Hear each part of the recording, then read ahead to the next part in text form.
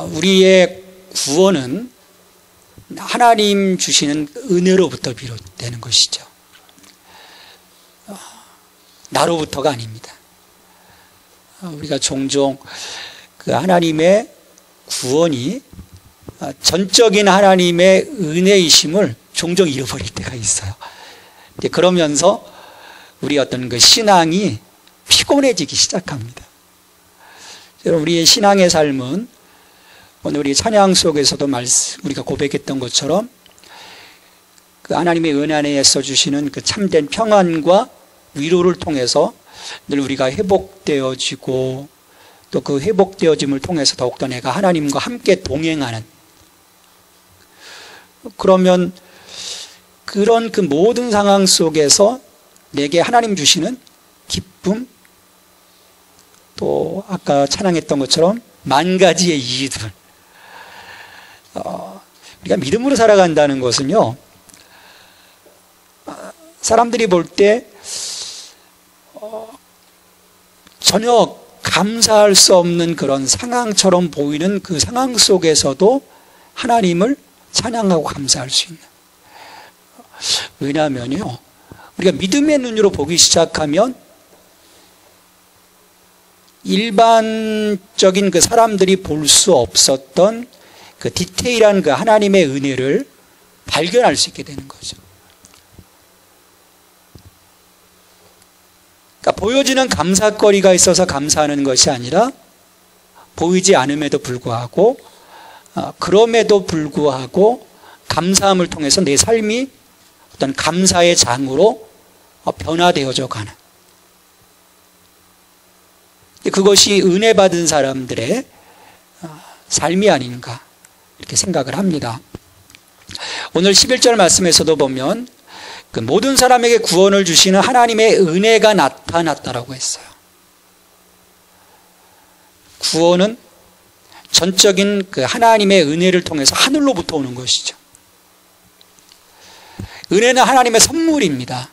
내가 그 선물을 받을 수 없음에도 불구하고 하나님이 나를 사랑하심으로 내게 그 선물을 주신 거죠. 구원의 선물을 주신 거죠.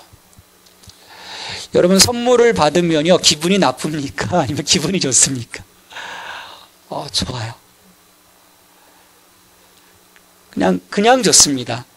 자그마한 것을 주든 큰 것을 주든 선물을 받는다는 것은요, 즐거운 거예요.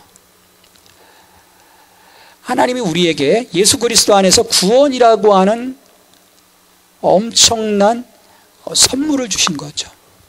그래서 우리가 처음 이 구원에 대한 그 감동들이 있으면요, 삶의 모습들이 달라져요. 그 감동과 그 하나님의 그 은혜의 충만함 속에서 분명히 어떤 구별된 성도로서의 그 삶을 살아가게 되죠. 근데 우리가 은혜를 잃어버리면, 우리가 찬양에서도 고백했던 것처럼 은혜 아니면 우리가 살아갈 수가 없다고 하는데, 우리가 신앙생활하다 보면 그런 딜레마에 좀 빠지는 거예요. 은혜가 어느 순간에 내 삶 속에서 메마르기 시작하는 거죠. 내가 하나님의 그 은혜 가운데, 그 은혜의 충만함 속에서 그 은혜에 젖어들어서 그 하나님과의 동행이 이루어져야 하는데 심령이 메마르기 시작하는 거예요. 이런 상황이요, 한순간에 다가옵니다. 우리의 어떤 그 영적인 그 드라이함은요, 내가 마귀에게 틈을 보이는 그 순간에 바로 치고 들어와서 하나님과 나 사이의 간극을 점점 넓혀버리는 거예요. 그래서 우리가 늘 은혜를 사모하고 내게 구원을 주시는 그 하나님의 은혜 속에 거하기를 정말 갈망해야 되죠. 여러분, 은혜로 살아가고 있습니까? 지금 여기 계신 분들은 은혜 충만하신 분들이죠. 그 충만함에 대한 또 갈망이 있으니까 우리가 예배 가운데 나와 찬양하고 말씀을 듣는 거죠. 근데 은혜가 사라지고 영적으로 정말 드라이해지면요, 그것처럼 무서운 게 없더라고요. 아마 여러분들 가운데도 경험해 보신 분들이 있을 거예요. 그 은혜를 잃어버린 사람들, 함께 예배하고 또 어떤 신앙적인 것들을 하지만 은혜가 없을 때 어떻게 보면 원래부터 은혜 없이 살았던 사람들보다 더 심해지는 것들을 좀 보게 돼요. 더 무서운 경우가 있어요. 왜냐하면 심령이 강팍해지기 때문입니다. 우리가 화인 맞았다고 하지 않습니까? 은혜를 잊어버리고 어떤 그 내 심령이 어떤 화인 맞은 그런 삶으로 살아가게 되면요, 아무리 예배드려도, 아무리 봉사해도, 아무리 선교를 갔다 와도 의미 없는 행동인 거예요. 오히려 다른 사람들에게 상처 주고, 다른 사람들을 힘들게 하고, 다른 사람들을 오히려 막 정죄하고. 그래서 우리가 늘 그 하나님의 은혜 안에 거하기를 우리가 정말 갈망해야 합니다. 이처럼 우리에게 구원의 은혜를 주시고, 하나님은 우리를 너 은혜 받았으니까 네가 알아서 살아가 라고 방치하지 않으세요. 은혜를 주셨다고 하는 것은, 우리를 구원하셨다고 하는 것은 에베소서의 말씀처럼 하나님께서 우리를 소유하시겠다는 거예요. 넌 내 아들이야, 넌 내 딸이야. 자, 그러면 아버지로서 우리를 어떻게 하시겠다고 말씀하시냐면 양육하시겠다라는 거예요. 여러분, 우리가 신앙 안에서요, 나 혼자 자수성가하는 것이 결코 아닙니다. 하나님의 다루심이 있어야 되는 거예요. 하나님이 나를 양육하시되. 그러니까 모든 사람을 구원하시는 하나님의 은혜가 나타나 우리를 양육하시되. 나는 정말 그 하나님의 지금 다루심 가운데 있는가? 그리고 그 다루심 가운데 내가 순종하고 있는가? 우리 자녀들을 키우다 보면 그런 갈등들이 있잖아요. 이 자녀들을 그 엄마 아빠의 어떤 그 마음과 그 이 아이에 대한 그 비전을 가지고 이 아이들을 이렇게 양육해 가려고 할 때 이 아이들이 튕겨나가는 경우들이 있어요. 그런 갈등 때문에 아파하는 가정들을 종종 보게 돼요. 나는 어떤 모습인가? 나는 하나님이 나를 다루시고 하나님이 내게 말씀을 주시고 그 하나님의 길에서 나를 양육해 가실 때 그 양육하심 가운데 내가 순종하고 있는가? 결국 그 하나님의 양육하심은 우리 예배 속에서도 드러나고요, 말씀 속에서도 드러나고, 어떤 성경 공부 속에서도 드러나고, 또 성도와의 교제 속에서 다른 지체들을 통해서 내게 그런 그 하나님의 뜻을, 하나님의 의지를 우리가 깨달을 수도 있거든요. 그럴 때 난 정말 하나님 알겠습니다, 하나님 순종하겠습니다 라고 순종하고 가는가? 그런 그 하나님의 다루심, 하나님의 양육에 내가 순종하게 되면 내 모습이 어떻게 될까요? 내 모습이 정말 하나님의 그 양육하시는 그 가운데 우리에게 기대했던 그 모습들이 우리 가운데 열매로 나타나겠죠. 여러분, 우리가 하나님께서요, 우리를 양육하시는 어떤 그 기대치는요, 없습니다. 결국 하나님의 그 마지막 골은 무엇일까요? 하나님의 영광으로, 하나님의 영광으로 살아가기를 원하시는 거예요.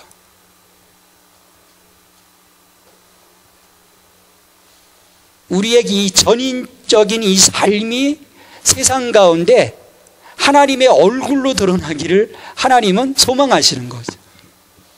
그런 그 기대를 내가 따라가고 있는가? 자, 오늘 하나님께서는요, 우리를 양육하시면서 오늘 이 말씀 속에서 과거와 현재와 미래에 대한 어떤 그 기대들을 갖고 계세요.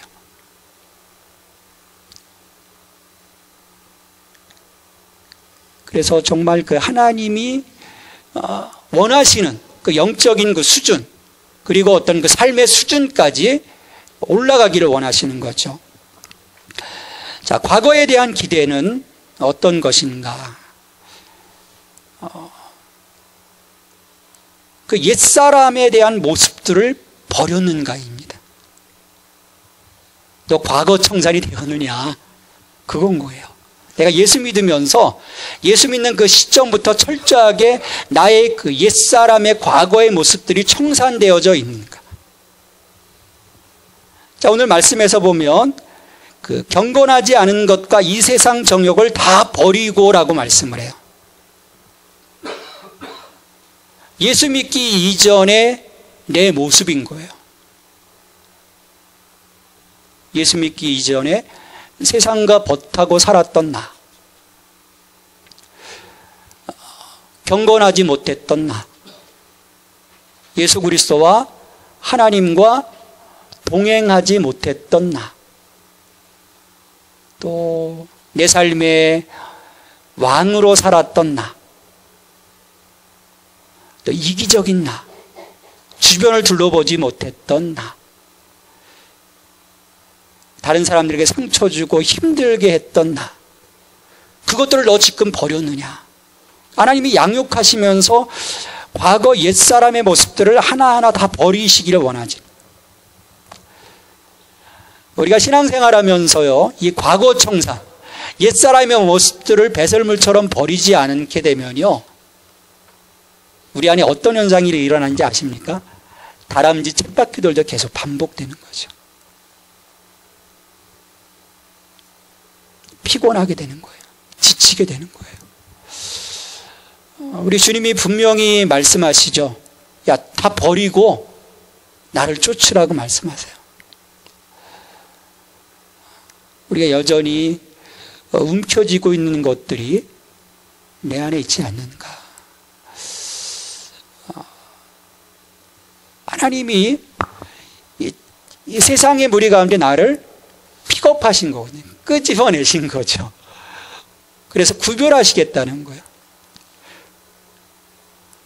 그 거룩함의 어떤 구별의 자리 가운데를 우리를 불러주셨는데도 여전히 나는 그 자리 가운데 있다.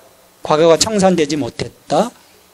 요즘 아직도 우리나라가 해방된 지 70년이 넘었어도 이 과거 청산하지 못해서 계속 지금 이게 반복되고 있잖아요. 정권이 바뀔 때마다 또 반복되고 청산이 안 되니까. 나라가 피곤한 거죠. 우리 영적인 부분도 마찬가지예요. 정말 내가 이것들을 하나하나 하나님의 처음 우리를 양육하시는 과정 속에서 너 정말 버렸느냐? 버렸느냐?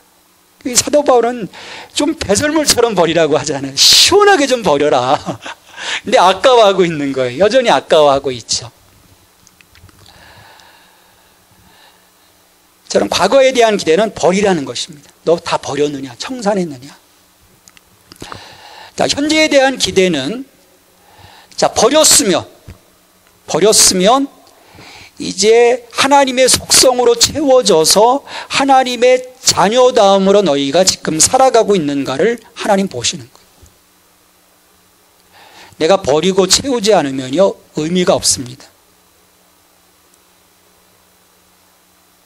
버렸으면 새로운 차원의 것, 이 땅의 것이 아닌 하나님의 것으로, 하나님의 나라의 것으로 우리가 채울 수 있어야 하는 것이죠. 오늘 말씀에서요, 자, 두 가지를 버리게 했습니다. 경건하지 않은 것과 이 세상 정욕을 다 버리라고 말씀하셨고, 세 가지를 채우도록 하세요. 신중함과 의로움과 경건함입니다. 자, 의로움. 여러분, 여기에서의 의는요, 나의 의가 아닙니다. 나의 의는 내세울 것이 하나도 없어요. 예수 그리스도의 의를 말해요. 나를 구원하신 예수 그리스도의 의. 그분의 의로 내가 커버되는, 덮여지는 것입니다. 그래서 늘 끊임없이 그 예수 그리스도와의 동행 속에서 우리가 살아가는 거예요. 그리고 그것을 통해서 우리 안에 하나님을 향한 그 경건함의 삶이 이제 실천되어지는 거죠. 경건함의 삶이.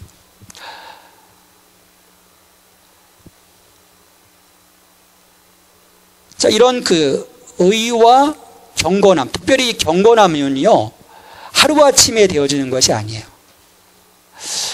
우리가 어떤 그 경건의 연습, 경건의 훈련, 그 매일매일의 경건의 훈련을 통해서 내가 기도하고 하나님의 말씀을 묵상하고 하나님의 말씀을 통독하고 그런 그 경건의 훈련을 통해서 내가 영적으로 그런 그 모든 그 경건이 나의 삶이 되어지는, 우리는 사실은 너무 많이 분리되어 있거든요. 내 삶과 일반적인 삶과 그 예배자로서의 삶, 이게 다 이렇게 분리되어 있는 경우들이 참 많아요. 이게 하나가 되기를 하나님 원하시는 거죠. 예배가 삶이 되고 삶이 예배가 되어지는 그 일치되는 그 삶, 이것을 하나님이 우리에게 요구하시는 거죠. 근데 여기에 중요한 것이 하나가 더 첨가돼요. 의와 경건함 뿐만 아니라 신중함에 대해서 얘기를 해요. 저는 이 말씀을 묵상하면서 정말 중요한 부분을 하나님이 말씀해 주시는구나라고 깨달아요. 이 신중함은요, 우리 영어 성경을 보면 쉽게 셀프 컨트롤로 나옵니다. 자제력인 거예요. 그러니까 절제에 대한 부분이죠. 성령의 열매 가운데 내가 하나님의 의로움과 경건함으로 살아가는데 내 안에 이 절제 열매가 없는 거예요. 셀프 컨트롤이 없어요. 그래서 어느 순간에 갑자기 이것들을 잃어버리고 나의 바닥을 드러내는 경우들이 참 많습니다. 은혜 받았어요. 보면 정말 의로운 삶을 살아가요. 근데 어느 한순간에 이걸 다 뒤집어 버려요. 바닥을 드러내는 거예요.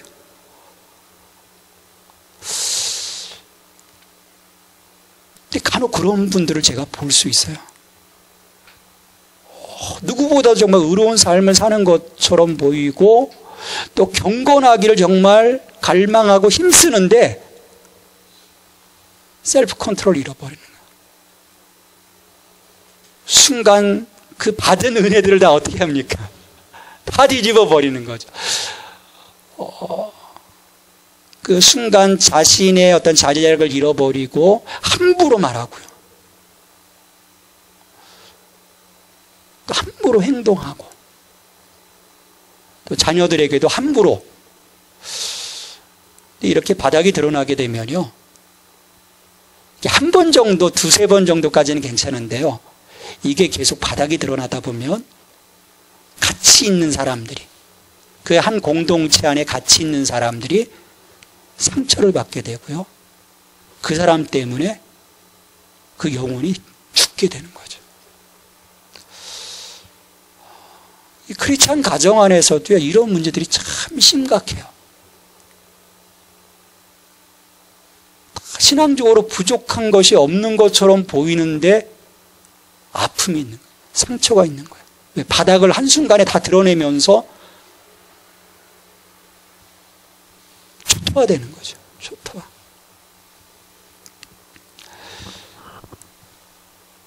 그래서 하나님은 우리를 양육하시면서요, 이 과거 청산이 됐으면 이 현재에서 정말 하나님 자녀다움으로 너희가 살아가고 있는가. 그래서 신중함과 의로움과 그 경건함.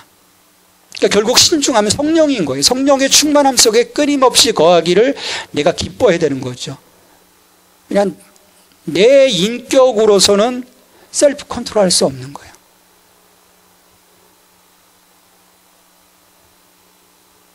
많은 분들이 넘어지는 경우가 그것입니다. 성령 충만하지 못한 거예요. 성령 충만함으로 내 안에 어떤 절제의 열매, 그리고 예수 그리스도와의 연합 속에서 나의 의로움이 드러나고 또 성령님과 예수 그리스도의 연합 안에서 끊임없이 나의 경건의 연습을 통해서 내 삶에 경건함의 열매들이 드러나기를 하나님 기뻐하시는 것입니다. 자, 과거와 현재에 대한 이런 기대와 함께 이제 미래에 대한 기대는요, 우리들에 대한 그 시선이 현재가 아닌 어떤 이 불만족스러운 세상의 어떤 환경 속에, 현실 속에 발목 잡혀 살아가는 것이 아니라 이 땅, 지금 것을 바라보는 것이 아니라 복스러운 소망을 바라보고 예수 그리스도의 영광이 다시 나타나심을 기다리는 종말론적 신앙으로서의 삶을 살아가기를 하나님은 기대하십니다.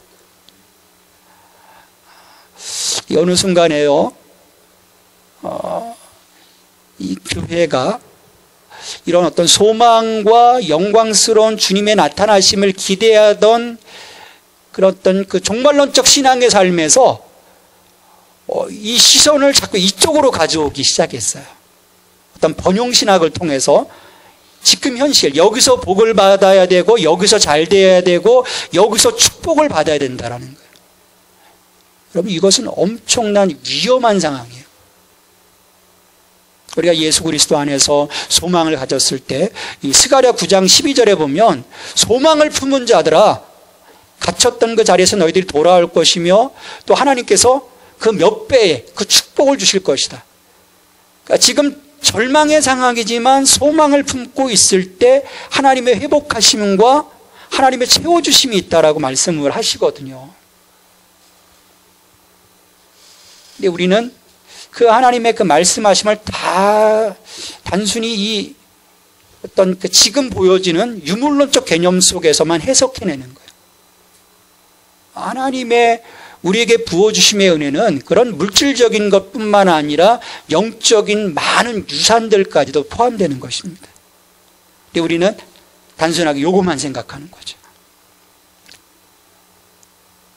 그래서 하나님은 끊임없이 우리의 시선이 지금이 아닌, 물론 지금도 우리가 하나님의 성실을 식물 삼아 최선을 다하고 하나님 부어주시는 은혜에 대한 갈망, 그래서 채우심에 대한 갈망도 중요하지만 여기가 전부가 아니라는 거예요. 소망을 갖고, 근데 그 소망을 복스러운 소망이라고 해요. 왜냐하면 소망이 없으면요,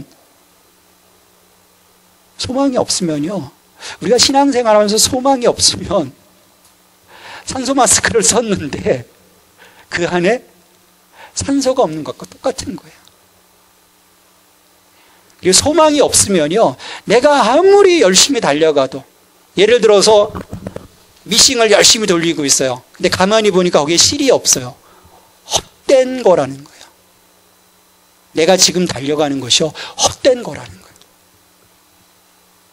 내 안에 정말 소망이 있는가? 여러분, 소망이 있으면요, 끝까지 갈 수 있습니다. 소망이 있으면 끝까지 갈 수 있어요. 그러나 우리 가운데 소망이 없으면요, 가다 멈출 수밖에 없습니다. 그리고 더 멀리는 예수 그리스도의 오심에 대한 기대인 거예요. 물론 2000년 동안 예수님이 오시지 않으셨어요. 우리가 살아생전에 예수님이 안 오실 수도 있어요. 어떤 분들이 그렇게, 제발 예수님, 제가 살아있는 동안에는 오시지 마세요. 여태까지 안 오셨는데 뭐 이렇게 급하게 오시려고 하세요, 라고 얘기할 수도 있겠죠. 근데 끊임없이 종말에 대한 기대를 갖고 살아가라는 거죠. 그건 뭐냐면 이 땅이 전부가 아니라는 거예요. 이것이 전부가 아니라는 거죠. 왜 세상 사람들이 이 땅에 목숨을 겁니까? 여기서 모든 걸 잃어버리면 절망에 빠지고 자살하고 심지어 끝이라고 여기는 것은요, 이게 전부라고 생각하기 때문이에요. 우리 안에 복스러운 소망과 그리스도의 그 영광의 나타나심을 기대하는 소망이 있다면 우리는 그 어떤 상황 속에서도 이것들을 넘어설 수 있는 거죠. 왜? 이것이 전부가 아니기 때문입니다. 좀 우리가 시선을 좀 바꿔야 돼요. 지금 이 현재 이 상황 속에 우리의 시선이 고정되는 것이 아니라 좀 멀리 볼 수 있는. 그러면요, 이런 그 종말론적 그 시각과 신앙을 갖게 되면 우리 이제 삶의 패턴이 달라지는 거죠. 일희일비하지 않습니다. 우리 운전할 때도 보면요, 가까이 보면 어떻게 됩니까? 앞에 사람 보고 가다 보면요, 같이 이렇게 흔들리게 돼요. 요동치게 된다는 거죠. 멀리 바라보고 가게 되면 흔들림이 없습니다. 이게 소망인 것이죠. 이게 종말론적인 신앙인 거예요.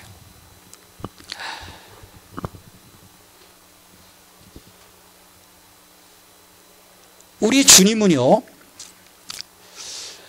우리가 이 땅에 함몰되어지는 그 삶을 살아가도록 자기를 내어주신 것이 아니에요. 우리가 그리스도에 대한 그분이 나를 위해 자기를 내어주신 구원의 그 이 절대적 사건에 대한 그런 의미들을 좀 우리가 새롭게 해야 될 것입니다. 왜 하나님이 왜 자기를 내어주셨을까? 왜 하나님의 아들을 나를 위해서 내어주셨을까? 우리가 신앙생활하면서요, 이 점을 좀 분명히 해야 합니다. 그걸 좀 너무 쉽게 넘어갈 때가 많아요. 왜 나를 위해? 그리스도의 죽으심, 그 십자가를 통해서 하나님은 나를 새로운 소명의 자리로 부르기를 원하시는 거예요.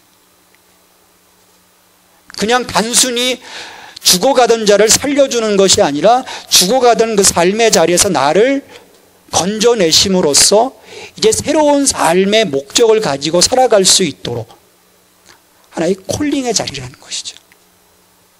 나는 그 콜링의 자리 가운데 이런 그 하나님의 양육하심에 대한 그 기대치 앞에 내가 무릎 꿇으며 나의 삶의 부르심의 목적, 내가 하나님 앞에서 무엇을 할 것인지에 대한 영적 고민이 없다면 우리는 이 방향성을 잃어버리고요, 우리 신앙 자체의 중요한 그 가치, 그 중요한 유산들을 함께 상실하고 말 거예요.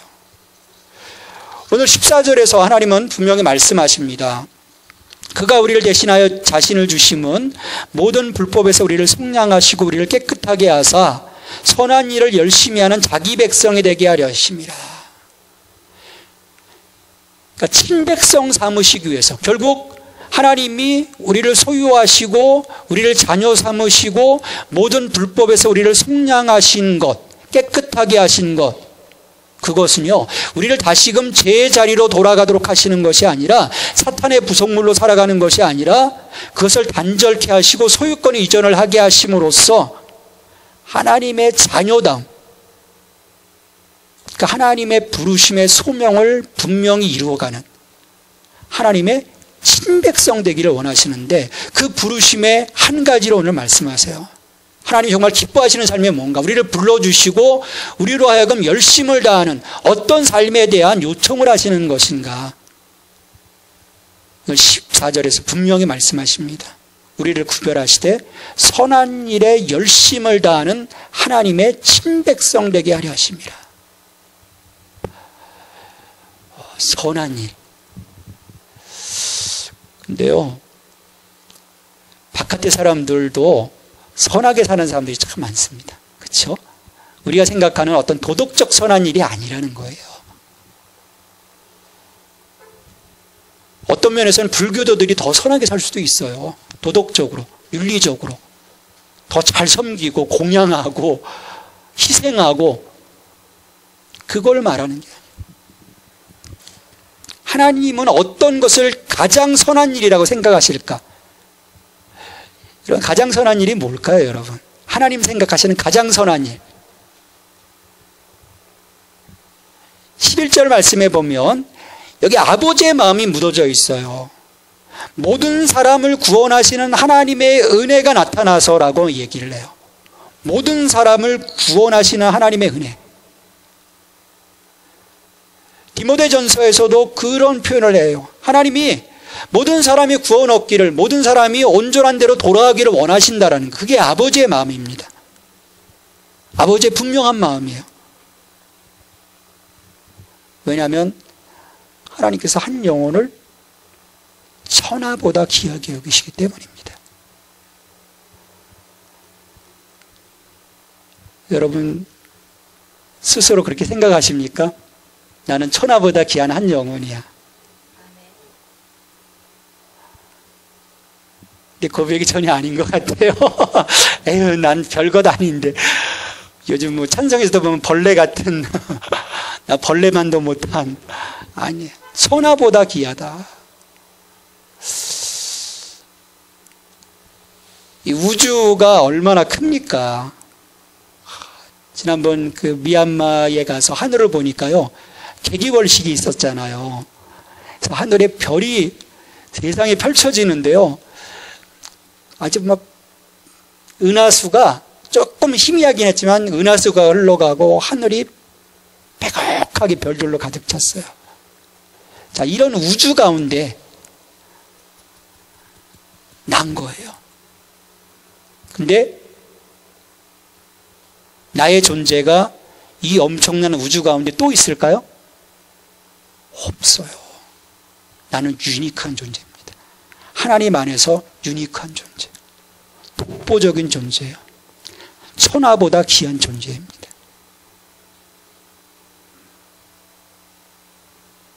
그 사람들이 하나님께로 돌아오기를 하나님 원하시는 거예요. 우리가 잘못된 신앙들이 있죠. 이 사람은 구원받기로 하나님이 예정하셨고 이 사람은 구원하지 않기로 예정하셨다. 그건 잘못된 예정론이에요. 하나님은 모든 사람이 구원 얻기를 원하세요. 하나님은 구원하시기로 작정하셨어요. 예정하셨어요. 그럼 모든 사람이 다 구원 얻어야 되는데 왜 사람들이 구원을 못 받지? 구원은요, 그 하나님의 그 선물하심, 그 하나님의 선포하심 가운데 손들고 나올 때 구원이 이루어집니다. 하나님이 억지로 너 믿어야 돼 데려다 주는 것이 아니에요. 손들고 나오는 것입니다. 그래서 선한 일에 열심을 다하는 친백성이라고 하는 것은요, 이 생명의 자리 가운데로, 구원의 자리 가운데로 나올 수 있도록 우리가 사람들을 초청하고 자리에 앉혀놓고 그분들이 손들 수 있도록 도와주는 거예요. 생명 살리는 일입니다. 우리가 전도하고 선교하고 생명 살리는 일이에요.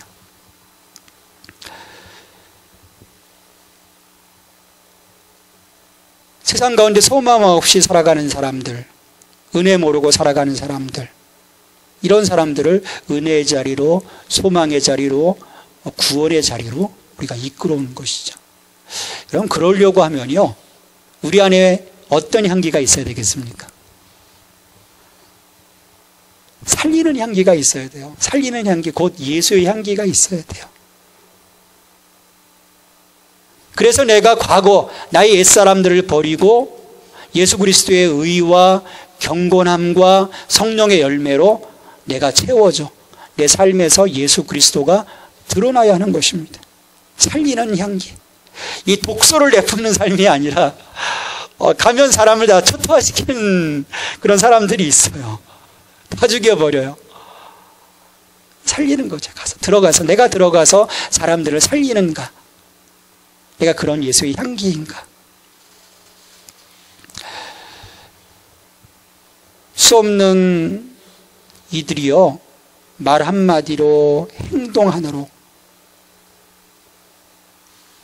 죽어가고 있어요.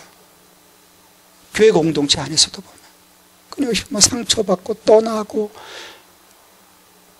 어느 분을 만났더니요, 교회에 가서 보니까요, 세상의 축소판이에요. 그러는 거예요.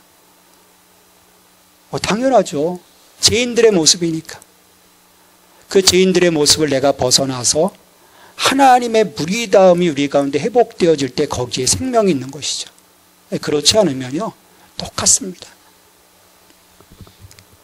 하나님은 우리를 예수 그리스도의 구속의 사건으로 구원해 주시고 우리를 양육하시면서 하나님의 친백성으로 살아가기를 원하십니다. 그리스도의 죽으심은요, 결코 헛된 일이 아니에요. 여러분, 그 라이언 일병 구하기라고 하는 영화를 다 보셨죠? 저는요, 그 마지막 앞에 장면 너무 막 비참해요. 막 떨어져 나가고 뭐 죽고. 이 마지막 장면이 참 감동으로 와닿아요. 그 존 밀러데이가 죽으면서 이 라이언 일병을 가까이 오게 하죠. 가까이 오게 하면서 라이언 꼭 살아서 돌아가. 그러면서 마지막 한마디를 하면서 죽습니다. 잘 살아라. 잘 살아야 돼. 그리고 이 장면이, 마지막 장면이 나오죠. 그 국립묘지, 미국 그 국립묘지 가운데 라이언 일병이 이제 나이가 들어서 이제 그 가족들과 또 아들, 딸, 손주들을 데리고 거기 참여해서 그 존 밀러데이 그 묘 앞에 딱 서서 한마디 해요. 저 이만하면 잘 살았죠. 그러면서 딱 격리를 하면서 끝나는 장면이에요. 그 라이언을 구하기 위해서 수많은 사람들이 죽었어요. 그 희생을 헛되이 하지 말라는 그 밀러드의 유언인 거죠. 그리고 그 유언을 따라서 이 라이언은 살은 거예요. 왜?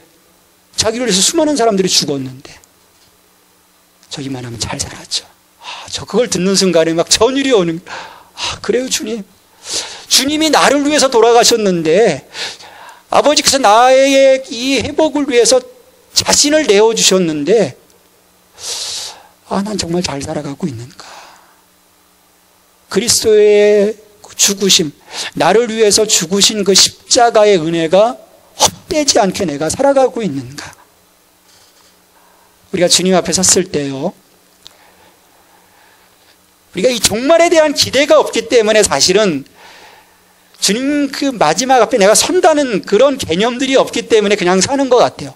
내가 주님의 영광이 나타나는, 그래서 하나님의 나라가 이루어지고 하나님의 통치에 우리를 향하신 하나님의 구원이 온전히 이루어짐에 대한 분명한 확신과 믿음이 있다면, 그 소망이 있다면 우리 이 삶을 살아가며 하나님의 자녀로서 양육해 가시는 그 하나님 앞에 내가 무릎 꿇으며 그 경건함과 의로움과 신중함으로 내가 살아가면서 마지막 앞에 하나님 앞에 서서 이렇게 할 수 있는 거죠. 하나님, 저 이만하면 잘 살았죠. 그럴 때 하나님께서, 야, 네가 잘했다, 착하고 충성된 조가, 네가 나의 즐거움에 동참할 것이다. 우리가 좀 그런 갈망을 가지고 이 세상을 살아간다면 나로부터 시작해서 이 복음의 혁명, 구원의 놀라운 역사는 이루어지게 될 거예요. 나 때문에 새로운 또 라이언 일병이 나올 수 있는 거예요. 오늘 하나님이 그와 같은 양육에 대한 기대를 갖습니다. 그 하나님의 양육하심 앞에 여러분들의 삶을 온전히 올려드려 여러분의 삶이 예배가 되고 또 예배가 여러분들의 삶이 되어지는, 그래서 하나님의 친백성으로 생명 살리는 일에 최선을 다하는 저와 여러분이 되기를 주님의 이름으로 축원합니다.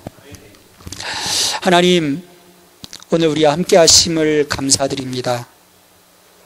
하나님, 저희들의 삶이 하나님의 그 양육하심에 하나님 순종하고, 그래서 하나님의 그 친백성 다음으로 살아갈 수 있는 저희들 되게 도와주시옵소서. 우리를 위해서 그 모든 것을 내어주셨는데 우리는 우리의 욕심과 우리의 오만 때문에 내어드리기 주저하고 우리의 욕심, 우리의 갈망으로만 살아갈 때가 참으로 많습니다. 하나님, 오늘 성령을 통해서 도와주시옵소서. 나를 내려놓게 하시고 경건하지 않은 것과 세상 정욕을 다 버리게 하시고 성령의 열매인 절제와 의로움과 경건함으로 우리의 삶이 무장되어지며 우리의 시선이 언제나 그 소망과 예수 그리스도의 영광의 나타나심을 기대하며 이 땅의 것에 집중하는 것이 아니라 하나님의 나라의 완성을 우리가 바라보며 하나님의 한 걸음 한 걸음 나아갈 수 있는 저희들이 될 수 있도록 도와주시옵소서. 이 모든 간구를 예수 그리스도의 이름으로 기도합니다. 아멘.